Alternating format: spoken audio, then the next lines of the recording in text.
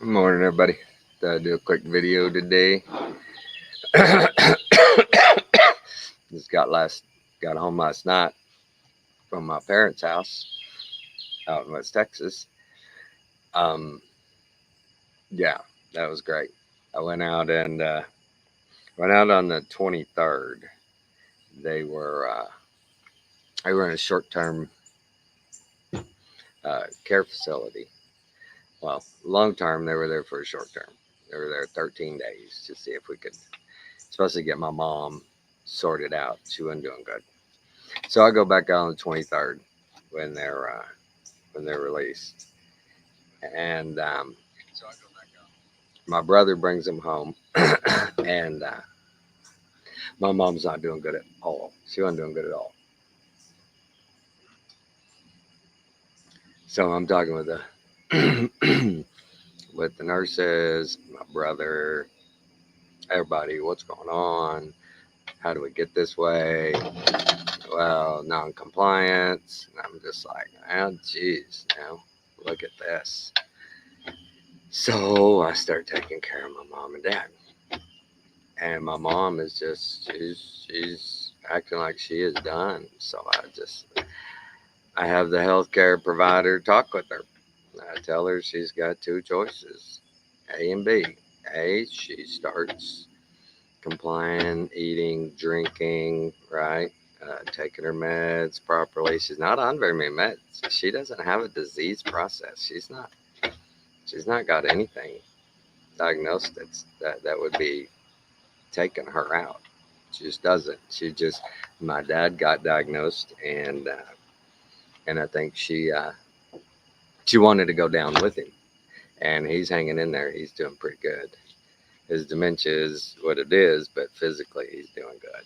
So my mom's just pitiful. I mean, just pitiful, and she's saying she's done. She's done. So I tell her, okay, choice A, you eat, drink, do what we say.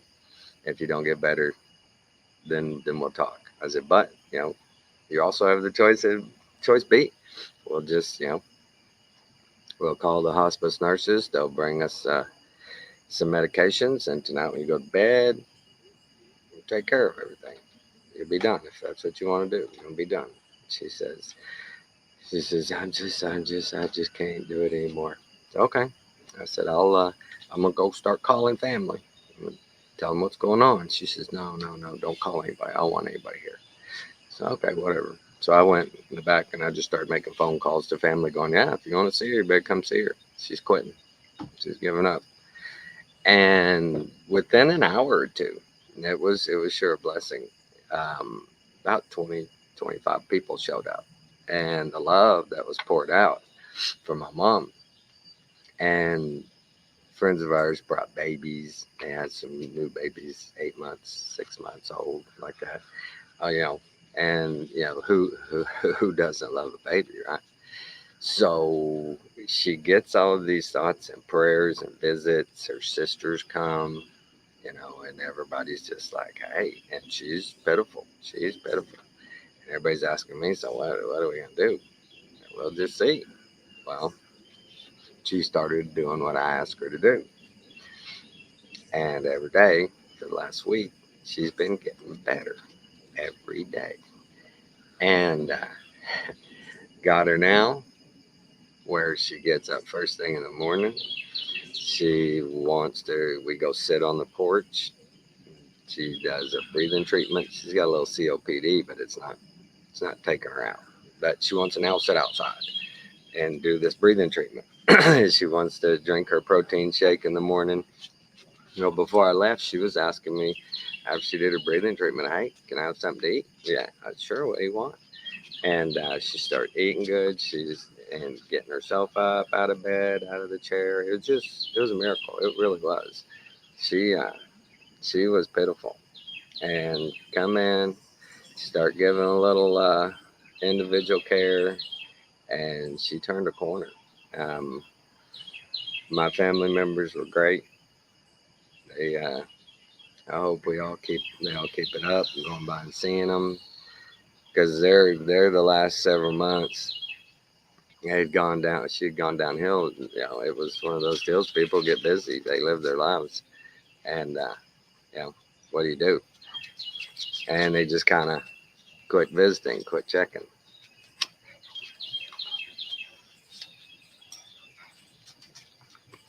Waking big with you guys as usual. But it was a test of patience for sure and faith. And as our parents get older, you don't want to see that. Nobody wants to see that. Because like my mom kept asking, I don't like this. Why is this happening? It happens to everybody. It happens to everybody. It's going to happen to me. And I have a friend out there, James, his dad. I think it's probably been 5 years or more. His dad died, but he died of a heart attack. He was driving down the highway and he had a heart attack. His truck ran off the side of the road, stopped out in a cotton field. And he just says, dude, I got out easy. What you're going through, this can't be fun. And no, it's not fun, but it's an obligation. They're my parents. Let them. We tried that nursing facility just to see if it would spark my mom and kind of get her motivated and going. When she's got other people around, they could go to the TV room, right? They had a dining room where they all would eat every night. But no, it didn't do any good. So I think what she wanted, what she needed was that outpouring of love and that knowledge that there are people that love her and want her to keep living, and we don't want to see her go. And it worked. It worked. I called her bluff. And I think by doing that, it woke up a lot of other people going, whoa, it does make a difference if we go see him. And that's not just my mom, but anybody, that's deteriorating like that, they're into life. You have no idea what your visits can mean to them. It's really perks them up, gives them reason. Last night I left, I flew back home, and they were basically alone, gonna be alone until about 9 o'clock. I left at 2, but my aunt went over there and cousins and took them some supper and spent time with them till the sitter got there at 9 o'clock. And just this morning, a while ago, I checked on them. I set up a webcam in there so I could watch them. Look, and they're up out of bed now.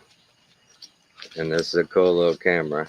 I can turn it in the room. I need to call them, tell them to open that door. And close the bedroom door. But they're doing well. And, just want to tell people, if you've got aging parents, I know it's tough. I know they get obstinate. My dad, has Lewy body dementia, and it's not so much his mind; it's his body. He's, he can't feed himself real good. He can't talk real good. His gait, his walk, he's getting more and more off balance. He has vertigo, and he takes medication, to help all that stuff. But still, he's he knows his mind. Every day we went and watered his plants and did all of his stuff. Y'all see those crazy dogs? And there they go. It's on now. Those guys.